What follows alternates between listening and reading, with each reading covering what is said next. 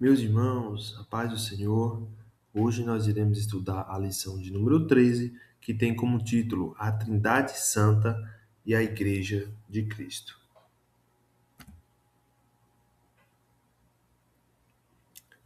O texto áureo da nossa lição encontra-se em Mateus capítulo 28, versículo 19, e nos diz assim: Portanto, ide, ensinai todas as nações, batizando-as em nome do Filho e do Espírito Santo.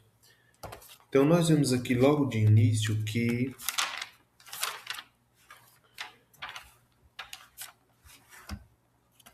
o verbo ir está no imperativo e, portanto, exprime uma ordem, expressa uma ordenança: ide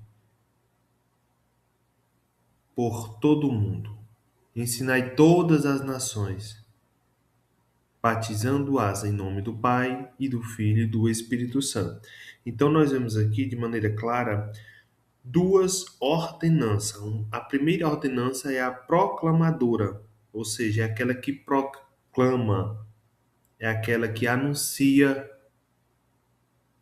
o Evangelho de Cristo. Então, quando ele diz ide, nós vemos aqui a ordenança proclamadora.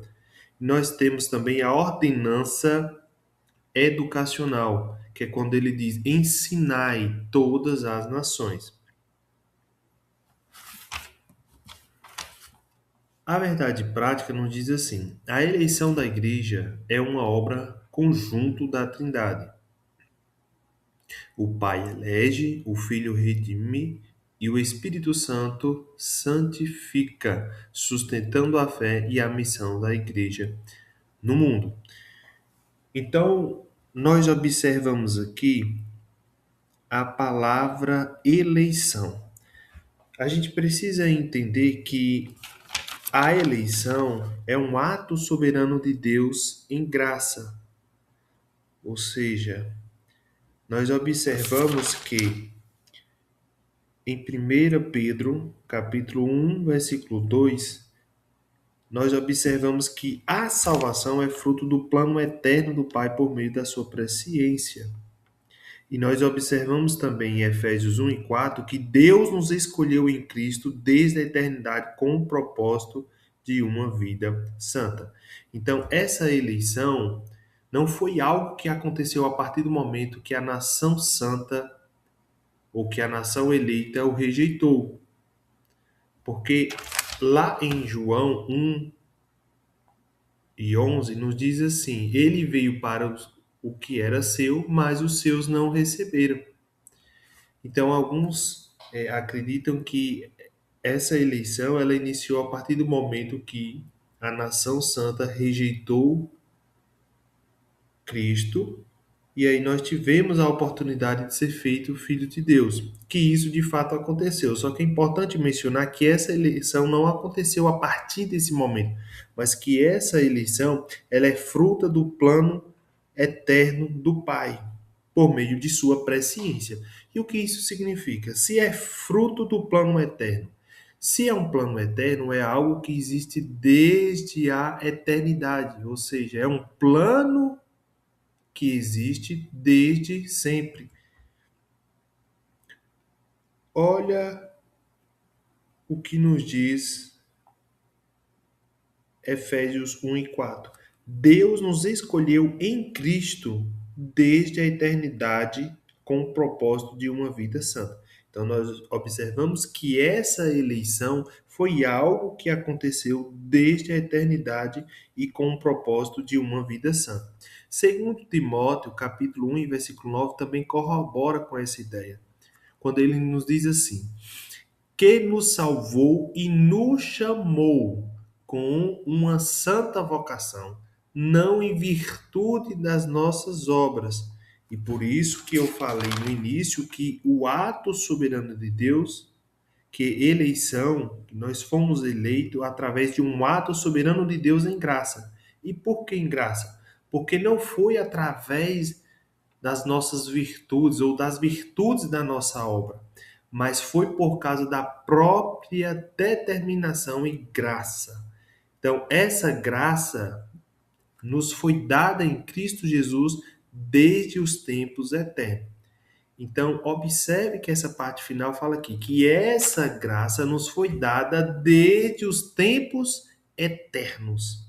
Se foi dada desde os tempos eternos, foi desde a eternidade. Então, recapitulando, a eleição não foi algo que surgiu quando o povo santo rejeitou Cristo, mas foi algo que surgiu ou foi algo oriundo de um plano eterno do Pai por meio de sua presciência. Então nós observamos a partir da verdade prática aqui três termos importantes, que é o que? Eleição, santificação e redenção. Ou seja, a eleição foi promovida por quem? Pelo Pai. Então, o Pai elegeu. E o Filho? E a redenção? A redenção foi promovida pelo Filho. E a santificação promovida pelo Espírito Santo, que santifica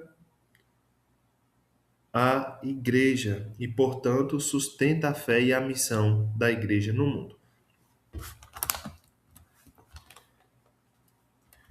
Bom, a palavra-chave que define essa nossa lição é Trindade. Mas o que significa Trindade? Trindade significa três em um, ou significa ainda um conjunto de três. Então, a Trindade é a unidade divina compartilhada por três pessoas distintas: Pai, Filho e Espírito Santo. Então, nós temos três pessoas distintas e um único Deus. Então, nós vemos que a igualdade em essência é essencial para a fé cristã, fundamentando a relação do crente com Deus. Então, são três pessoas distintas e um único Deus. É importante dizer que essas três pessoas são iguais em poder, glória e majestade, porém distintas em funções. Nós já vimos aqui que o Pai elege,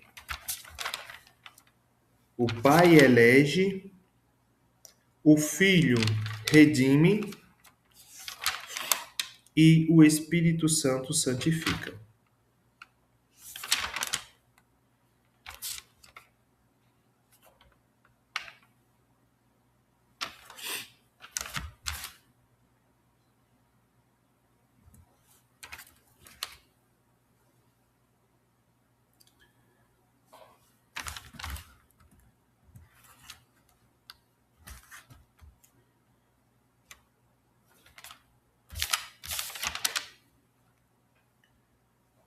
Bom, qual é a função do Pai? Bom, o Pai é a fonte da criação, estabelecendo o universo com sabedoria e amor. Seu propósito eterno é a salvação da humanidade, revelando sua vontade através das Escrituras e da vida de Cristo. Então, nós observamos que ele é o Criador de todas as coisas, ele é a fonte, de modo que estabeleceu o universo com sabedoria e amor. E por que amor? Fiz questão de colocar em destaque essa palavra amor. Por quê? Porque lá em João, capítulo 3, versículo 16, diz: Porque Deus amou o mundo de tal maneira que entregou o seu Filho unigênito para que todo aquele que nele crê não pereça, mas tenha vida eterna. Então, tudo isso é fruto do amor de Deus para com a humanidade. E o Filho? Qual é a função do Filho dentro desse cenário trinitário? O Filho é a encarnação do Verbo. Ou seja, o Verbo se fez carne e habitou em nós. É a encarnação de Cristo, representa o cumprimento das promessas de Deus. Sua obra redentora na cruz traz salvação à humanidade. Então, o Filho é aquele que redime, ou seja, que redimiu a humanidade, que pagou o preço para que eu e você pudéssemos estar aqui. Então, sua obra redentora na cruz traz salvação à humanidade. A ressurreição estabelece sua mediação, garantindo nossa conexão com o Pai.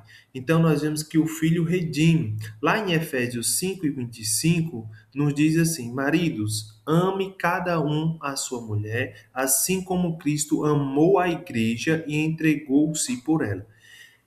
Observe que a parte B do versículo diz assim: assim como Cristo amou a igreja, entregou-se por ela. Então, Cristo amou tanto a igreja que foi capaz de entregar-se por ela. Então, ele entregou-se por mim, entregou-se por você, entregou-se por nós. Então, nós vemos que essa obra redentora, essa obra de resgate, mediante o pagamento de um preço, preço de sangue, preço lá na cruz do Calvário, trouxe salvação ou traz salvação à humanidade.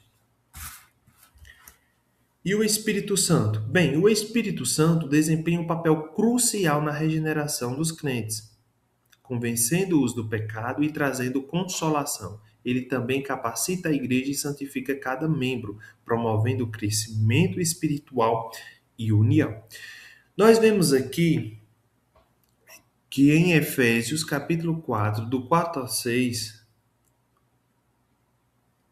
nós vemos de maneira clara a íntima relação da Trindade Santa e a Igreja de Cristo.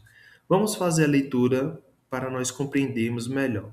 Efésios capítulo 4, versículo 4, 5 e 6. O versículo 4 nos diz assim: há um só corpo e um só espírito, assim como a esperança para a qual vocês foram chamados é uma só.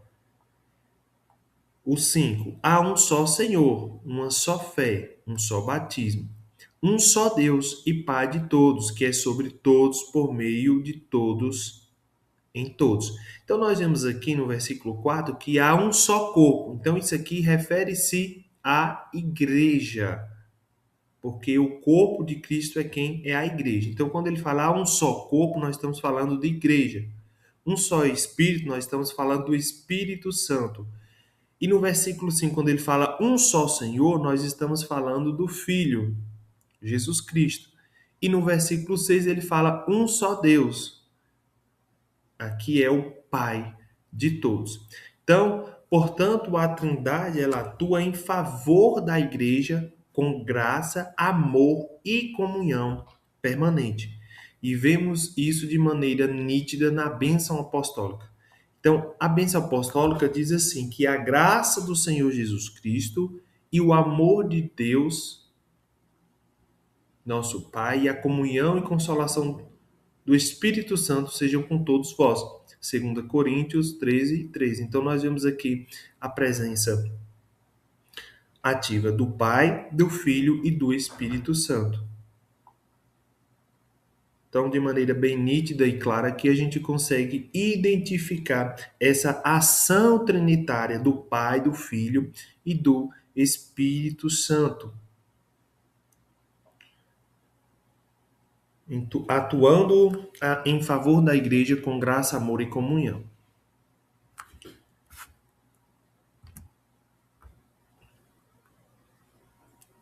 A atuação conjunta da Trindade. Então, nós vemos que a Santíssima Trindade, ela tem uma harmonia, ou seja, trabalha em perfeita harmonia na obra da salvação.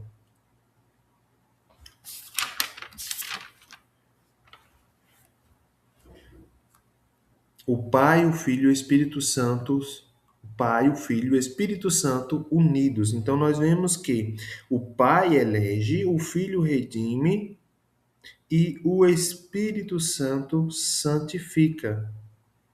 Então nós vemos aqui de maneira bem compreensível que a salvação é uma obra trinitária. A comunhão da igreja pela ação trinitária, ou seja, a comunhão da igreja através da ação trinitária. Então, nós vemos aqui uma unidade espiritual através da Trindade, a igreja como corpo unido em Cristo.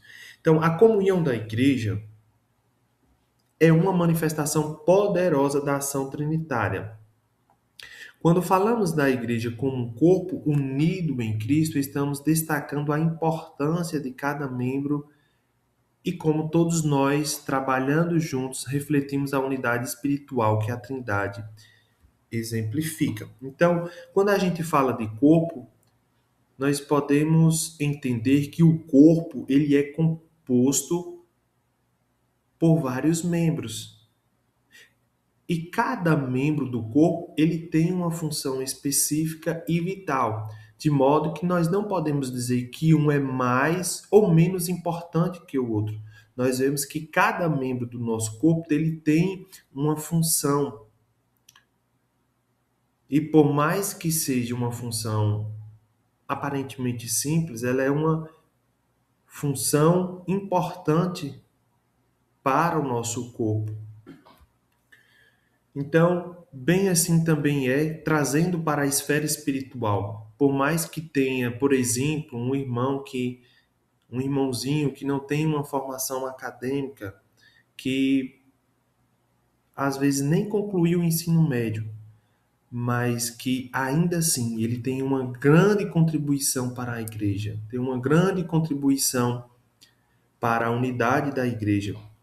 Então, o fato dele não ter concluído um ensino superior ou um ensino médio não quer dizer que ele seja menos importante de um irmão que tenha feito um curso superior, que tenha feito, de repente, um curso superior em teologia. Isso, de forma alguma. Nós vemos aqui a importância de cada membro para o corpo. E aprendemos a partir disso que cada membro ele tem uma função específica e que essa função específica, quando ela age em sincronia com todos os membros, promove algo de grande valor ou algo benéfico para o corpo. Então, nós vemos que quando os membros eles trabalham juntos ou de maneira sincronizada ou de maneira harmoniosa, nós vemos que as coisas fluem melhor. E dessa forma é também no aspecto espiritual, ou seja, quando nós trabalhamos junto, quando cada irmão da igreja trabalha em sincronia, trabalha em harmonia, nós estamos refletindo a unidade espiritual que a Trindade exemplifica.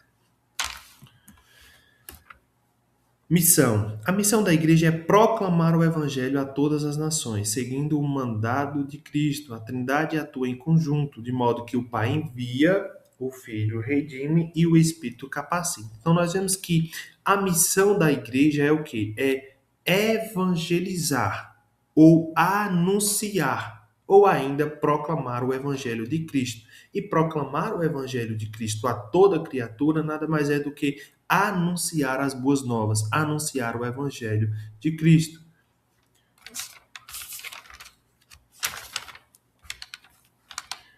O ponto 2 da nossa lição, do terceiro tópico, nos diz assim: o filho comissiona seus discípulos.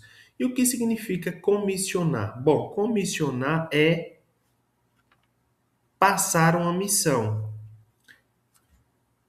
Então, o filho amado Jesus Cristo, ele comissionou uma missão para cada um de nós. E que missão? E qual é essa missão? Essa missão está no texto áureo, em Mateus 28:19. Portanto, ide, ensinai todas as nações, batizando-as em nome do Pai, do Filho e do Espírito Santo.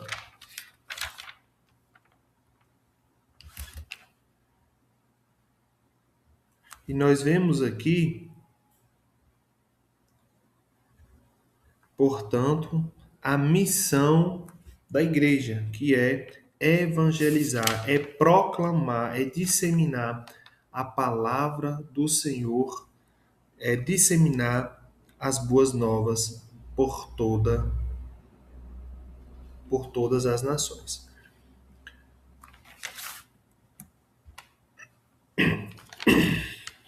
Capacitação. O poder do Espírito é essencial para a missão da igreja. Ele capacita os crentes a testemunhar e a viver de acordo com a vontade de Deus. A autoridade de Cristo nos envia e a direção do Pai nos guia. Bom, então nós sabemos que o Espírito Santo é o capacitador. Ele é o capacitador. E por isso devemos nos colocar em inteira dependência da sua iluminação e capacitação. Então nós sabemos que quem capacita, que quem ilumina, que quem prepara o crente para a missão é o Espírito Santo. Então, a missão da igreja não pode ser realizada sem a capacitação do Espírito. Ou seja, a capacitação do Espírito é imprescindível para que possamos estar aptos para o cumprimento da nossa missão. Lá em Lucas, capítulo 24, versículo 49, nos diz assim: E eis, Lucas, capítulo 24, versículo 49, e eis que sobre vós envio a promessa de meu Pai. Ficai, porém, na cidade, até que do alto sejais revestidos do poder. Perceba que a preposição até aqui, ela é importante para que a gente venha entender que a igreja, a missão da igreja não pode ser realizada sem a capacitação do Espírito Santo. Quando ele diz, ficai, porém, na cidade, até que do alto sejais revestidos de poder. Essa preposição até aqui indica uma condição, ou seja, ele precisa ficar na cidade até receber o revestimento do Espírito, a capacitação do Espírito. Enquanto eles não receberem essa capacitação, eles não podem sair. Então perceba que a condição para que eles possam sair anunciando é, primeiramente, receber a capacitação do Espírito Santo. Aplicações práticas. Então nós podemos ver que as aplicações práticas que podemos extrair a partir dessa lição. E a primeira aplicação é a comunhão. E o que é comunhão? Comunhão é viver em harmonia com os irmãos. Nós aprendemos também aqui que a importância do serviço trinitário, ou seja, a importância de depender da Trindade em cada ação. De modo que cada pessoa da Santíssima Trindade tem uma função. O Pai elege, o Filho redime e o Espírito santifica. Aprendemos também sobre a espiritualidade, ou seja, práticas que refletem a fé. E que práticas são essas? A oração, a leitura da palavra, o devocional, ou seja, a leitura, estudo e meditação da palavra. São ações práticas que elevam o nosso nível de espiritualidade. E, por último, testemunho, ou seja, o testemunho ele é algo de suma importância para a vida cristã. E nós sabemos que é o Espírito Santo, ou seja, o Espírito Santo é quem dá poder e ousadia para testemunhar de Cristo. Lá em Atos, capítulo 1, versículo 8, nos diz assim: E ser-me-eis testemunhas, tanto em Jerusalém, como em toda a Judéia e Samaria e até os confins da terra. Então, que fala da importância de nós sermos testemunha de Cristo. Ou seja, compartilhar essa esperança com o mundo. Compartilhar a esperança com o mundo. Então, que nós possamos exalar o cheiro de Cristo por onde nós andarmos. Que possamos dar bom testemunho. Que possamos compartilhar a esperança com o mundo. Anunciando, dando testemunho em todas as esferas, tanto na esfera municipal, o local, Jerusalém, na esfera estadual, Judeia, e na esfera nacional, Samaria, e na esfera internacional, que é até os confins, aos confins da terra.